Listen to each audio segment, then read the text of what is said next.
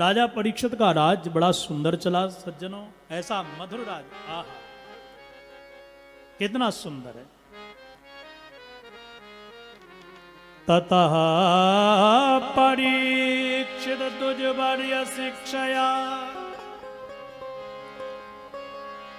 मही महाभागवत ससास यथा हि सूत्यामभिजात को विदा समादिशन विप्रमहद गुणस्तथा। राजा परीक्षित ने द्विजवर्य शिक्षया, जो ब्राह्मण वेदज्ञ थे, शास्त्रज्ञ थे, ऐसे ब्राह्मणों से मित्रता करके, शरण ग्रहण करके उत्तम शिक्षा ग्रहण कर ली, विशुद्ध राज्य वेद की, शास्त्र की यह पद्धति से चला रहे हैं। सुंदर प्रबुद्ध कैबिनेट जिनकी बनी है, ऐसे श्री परीक्षित जी परम वैष्णव, द्वारकाधीश के परम भक्त हैं, बंसी वाले के परम भक्त बन के राज्य को चला रहे हैं। कालांतर में सज्जनों एक दिन श्री परीक्षित जी अन्य देशों में भी गए, सारे देशों में भ्रमण करते हुए भद्रास, केतुमाल, किमपुरुष, हरिवर सब जगह घूम करके आए। लौट करके भारतवर्ष में गंगा जी के किनारे आए। वहां एक काला पुरुष एक बैल के लिए मार रहा, 3 पैर जिसके नष्ट हो गए। एक गौ माता उस बैल की दुर्दशा को देख करके रो रही है, अश्रुपात हो रहे नेत्रों से। आपस में दोनों की चर्चा हो रही थी। परीक्षित जी से यह दृश्य देखा नहीं गया और तुरंत महाराज तर्कस से बाण निकाल करके धनुष पे चढ़ा करके जो तानने लगे, वो काला पुरुष चरण में आकर के गिर गया। त्राही माम पाही माम, रक्षा करो महाराज, शरणागत को त्यागवो, दुसह पाप वेदन कहो। काले पुरुष ने कहा महाराज शरणागत को त्यागना दुस्सह पाप है, आप ऐसा न करिए, आप मेरी रक्षा करो, मुझे न मारो। राजा परीक्षित ने कहा कि तुम्हारा परिचय? बोले मुझे कलयुग कहते हैं, तुम मेरे राज्य में आए हो, निकलो यहां से। अच्छा महाराज ये बैल कौन? बोले धर्म। 3 पैर जिसके नष्ट हो गए, सतयुग में 4 पैर, त्रेता में 3, द्वापर में 2, कलयुग में 1 पैर है, उसका नाम है सत्य। ऐसी लोग झूठ बोलते हैं कलयुग में। झूठा हूं का तो जमा उड़ा है, बोलो राधे राधे राधे राधे। ऐसी लंबी चौड़ी फेंकते हैं लोग। एक सभा थी, सभा में एक सज्जन अपनी घड़ी वो बार बार लाइट की ओर दिखा दें, शीशा की ओर, तो लोगों पर चकाचौंध हो। आजकल ऐसे लोग होते हैं ना, घर बनाएंगे तो सामने ऐसा शीशा लगाएंगे, स्वयं परेशान, दूसरा परेशान होए। लाइट फॉक्स मारे, दूसरे को देखो भाई ऐसी चमक धमक किस काम की जो दूसरा परेशान हो जाए। ऐसी चमक धमक भी धारण मत करो। तो एक सज्जन बोले भाई ये क्या दिखा रहा है, तू बार बार घड़ी करता है। और उसको घड़ी दिखाना थी, समझ गए वो जैसा व्यक्ति था। क्या दिखा रहा है? बोले तू जानता नहीं ये घड़ी है, घड़ी मेरे ससुराल से मिली है। वो पुराने जमाने में घड़ी और रेडियो जिसको मिल गया वो तो अपने आप में बादशाह हुआ करता था भाई। आज तो कार की भी वैल्यू नहीं, पहले घड़ियों की भी वैल्यू होती थी। बोलो राधे राधे राधे राधे। ये ससुराल से मिली है। अरे तो ससुराल से मिली है, कौन सी बड़ी बात है इसमें? बोले तू इसकी विशेषता जानता नहीं है। वो घड़ी वाला बोला। दूसरा बोला क्या विशेषता है?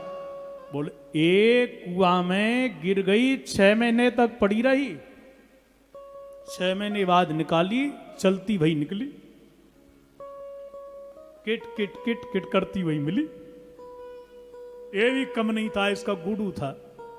बोले बस इतनी दम इसके अंदर, 6 महीने तक जल में डूब करके निकली तब सही ना। मैं कुआं में गोता लगा गया और गोता लगाने के बाद में 8 महीने के बाद निकला। 8 महीने तक मैंने श्वास नहीं ली, मैं कुआं में ही गोता लगाते रहा। घड़ी वाला बोला महाबदमाश, ये बदमाशी है। तो घड़ी वाला बोला, भाई तू कुआं में क्या कर रहा था 8 महीने? तो गोता लगा करके अंदर ही बना रहा। बोले तेरी घड़ी में चाबी भर रहा था, और क्या कर रहा था?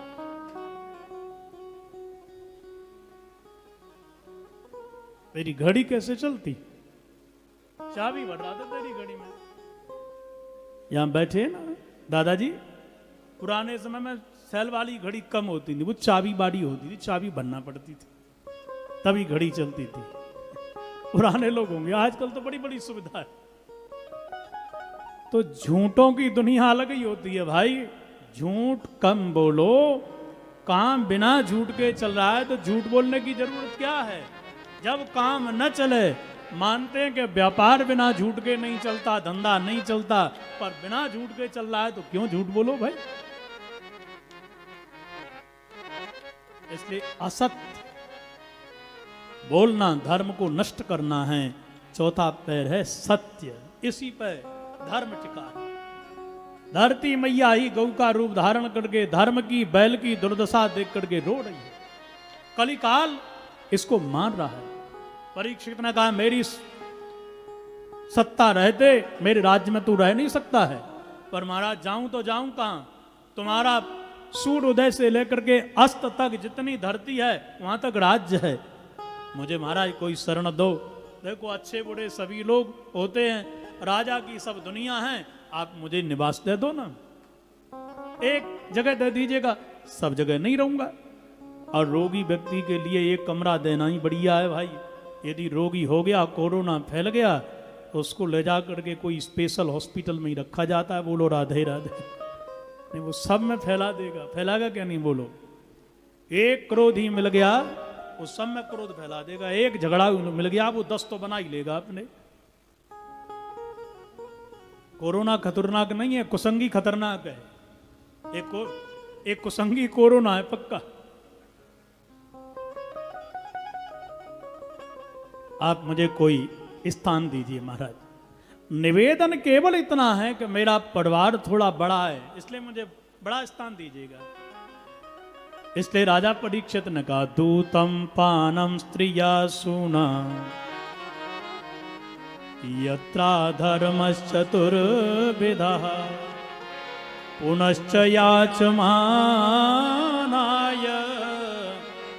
जात रूपम अदात प्रभु।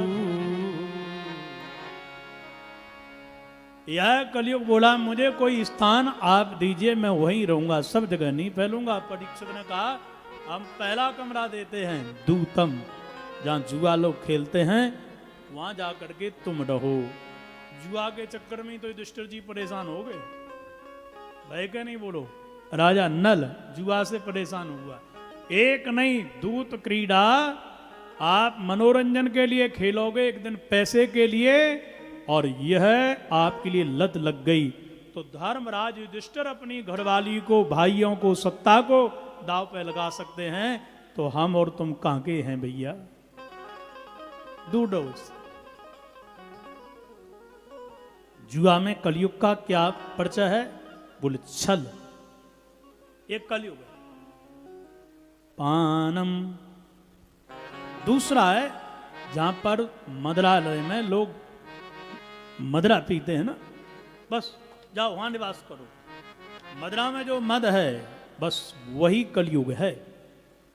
जब नशा कर लिया लोगों ने, समझते हैं कि हम हिंदुस्तान के प्रधानमंत्री, राष्ट्रपति, क्या हम तो पूरे विश्व के हैं। वो किसी को कुछ समझता ही नहीं है। स्त्रियां जहां व्यभिचारिणी स्त्रियां रहती हैं, काम के रूप में तुम वेश्यालयों में जाकर के रहो। जहां बैरम, जहां पर हिंसा होती है, वहां जाकर के बैर के रूप में तुम रहो। 4 स्थान दिए। कलयुग ने कहा कि महाराज ये तो निंदनीय है, सब लोग इनकी निंदा करते हैं।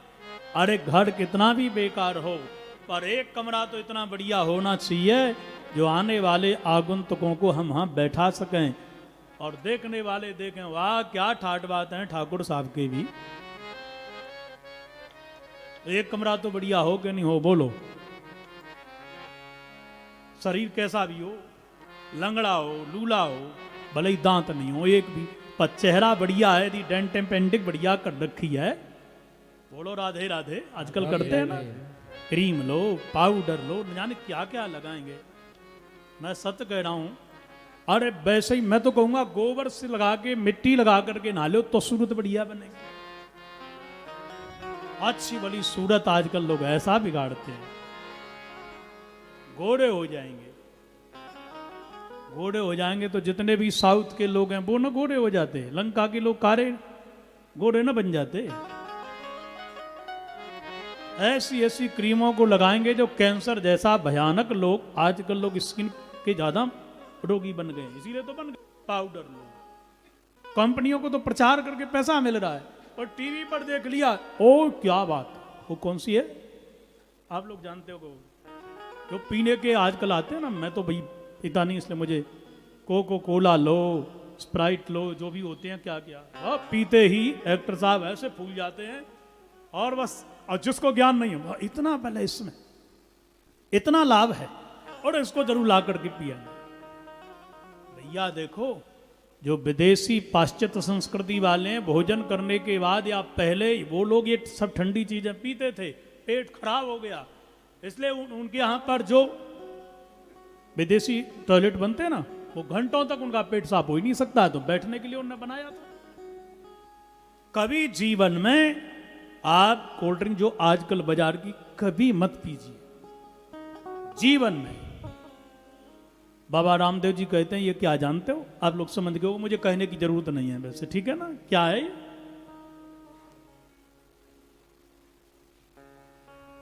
आपको बुरा लगेगा यदि पीते होगे तो, और सही भी है।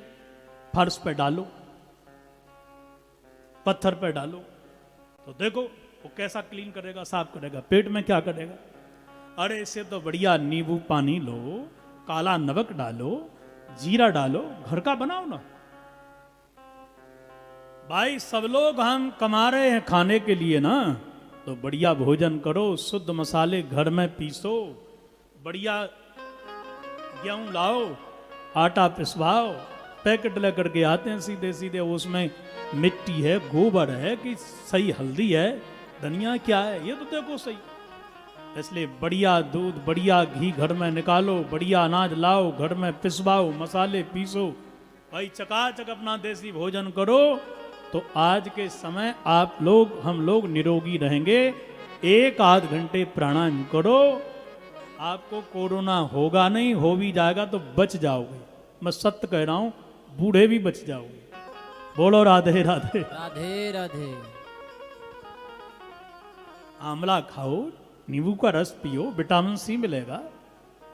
एसी चलाओगे घर में, कार में भी एसी, अब विटामिन डी कहां से मिलेगा बोलो, हड्डी पसली सबकी टूट रही है, और बूढ़े दाऊ गिर गए सो वो जुड़ती भी नहीं है फिर, क्योंकि धूप नहीं ले रहे लोग।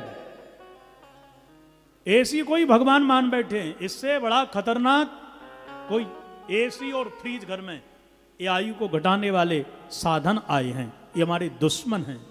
इसलिए कम से कम एसी का प्रयोग करो, गर्मी न लगे इसके लिए एसी है, ठीक है, आई हुई सुविधाओं का आप लोग उपयोग करो, मैं उसकी निंदा नहीं कर रहा हूं, आदि मत बनो।